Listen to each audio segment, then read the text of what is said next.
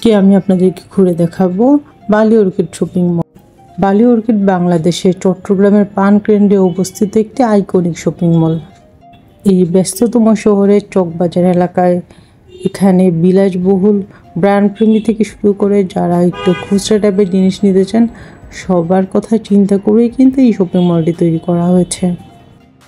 তো আমি এখন প্রথম তলা থেকে দ্বিতীয় তলাতে যাচ্ছি।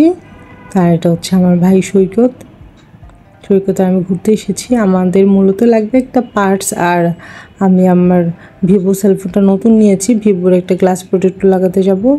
এটাই হচ্ছে মেন কাজ। তো আমি শপিং করার আগে আপনাদেরকে একটু দেখাই শপিং মলটা কী কী আছে। এখানে প্রচুর জুয়েলারিজ এই গলিটাতে।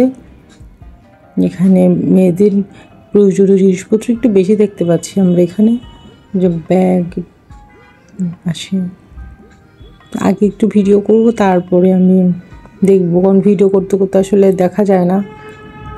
এখানে একটা দোকান, এটাতে ডিসকাউন্ট চলছে, এই জন্য একটু চোখ পড়লো, কিসের উপর ডিসকাউন্ট দিচ্ছে।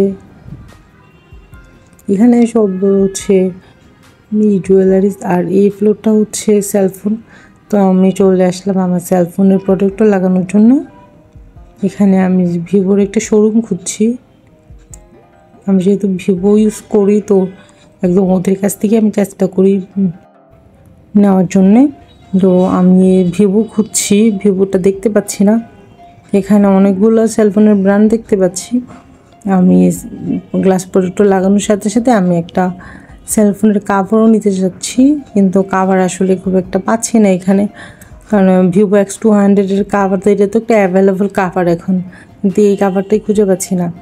কয়েকজন কষ্ট করে একদমই সিম্পল টাইপের একটা কাভার দিয়েছে। তো আমার কাছে মনে হয় এইসব সেলফোনের ডিভাইস একদম অনেক ভেরিয়েশান, তারপর ভালো কোয়ালিটির, একটু দামি যদি নিতে চান তাহলে আপনাকে স্যানমারে চলে গেলেই ভালো হয়, কারণ এই জিনিসগুলো স্যানমারে দেখলাম একটু বেশি পরিমাণে থাকে।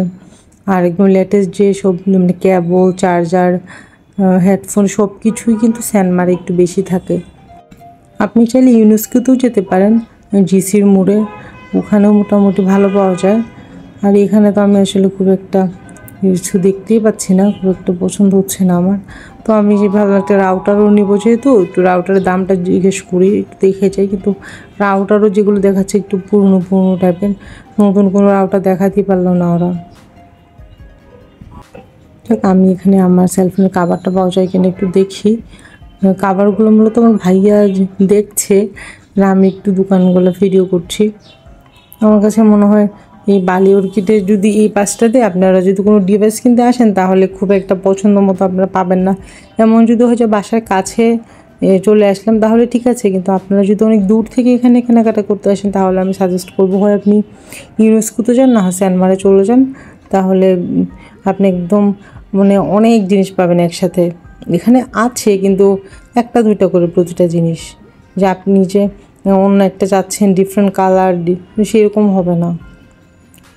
তো এখানে প্রচুর চার্জার, কেবল, হেডফোন, তারপর সার্ভিসিংয়ের দোকানও আছে, কিন্তু আমি যেগুলো যাচ্ছি সেগুলো আসলে পাচ্ছি না আর কি।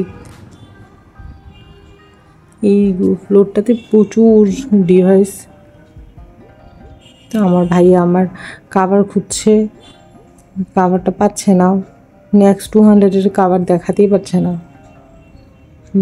মানে আর একটা দুটো ছিল একদমই নর্মাল, একদম প্লাস্টিক টাইপের একটা কাভার ছিল। তো আমি কাভার কিনতে অবশ্য স্যানমারে যাব, তখন আমি আপনাদেরকে আবার ভিডিও করে দেখাবো স্যানমারে কত দোকান। আর স্যানমারে সবসময় আপডেটেড জিনিসগুলো রাখে ওরা। আমার ভাই অনেক মন দিয়ে আমার কাভার খুঁজতেছে, এই সুযোগে আমি আপনাদেরকে আর একটু দেখাই মার্কেটটা। ভাইয়ের হাতে হচ্ছে আমার একটা সেলফোন, আর আমি আরেকটা দিয়ে ভিডিও করছি। আর মানুষজনও তেমন একটা নিয়ে একদমই খালি। আপনারা দেখতেই পাচ্ছেন খুব একটা মানুষজন, আমার কাছে মনে হচ্ছে কেউ এইসব জিনিসপত্র এখানে কিনতে আসে না, কারণ কাস্টমারও দেখতে পাচ্ছি না। দোকানদাররা যারা আছে তারাই শুধু এখানে বসে আছে, আর জিনিসপত্রের দামও অনেক বেশি চাই আমার কাছে মনে হচ্ছে। মানে অনেকগুলো জায়গায়, যেখানে আরেকটা ভিভো শোরুম আছে। তো আমার ভাইয়া জিজ্ঞেস করবে, আমার ভাইয়াকে বলে দিয়েছি জিজ্ঞেস করার জন্যে।